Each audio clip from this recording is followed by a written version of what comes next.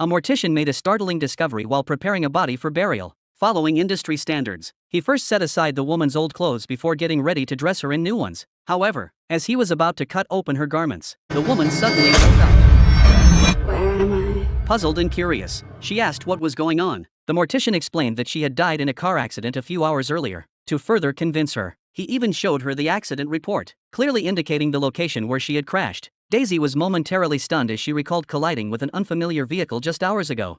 But the scene before her felt so real that Daisy couldn't believe she was actually dead. As Jeff tended to her wounds, she repeatedly pleaded with him, but he paid no attention and even said he would fetch her a blanket to keep warm. Daisy was in utter disbelief. If what Jeff was saying was true, how could she, a deceased person, be conversing with the living?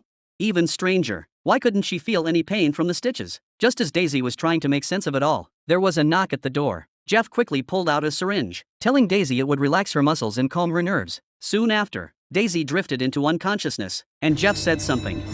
Your mother's early. But by then, she had already lost awareness.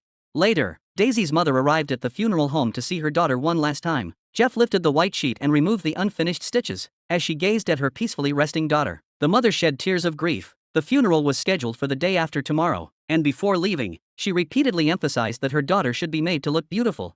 Jeff agreed while covering Daisy with the white sheet, as if afraid the mother might notice something amiss. When Daisy awoke, it was already afternoon, and she had regained mobility. She quickly checked her pulse but felt no heartbeat. She even tried slamming her arm against the bed frame but felt no pain at all. She was completely terrified. Was she really dead?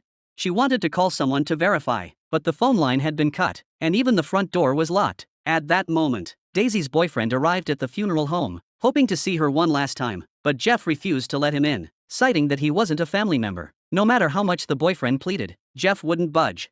Hearing her boyfriend's voice, Daisy screamed at the door, but the house was so well soundproofed that he couldn't hear her cries for help. Daisy panicked. In a frenzy, she smashed things around the room to vent her emotions.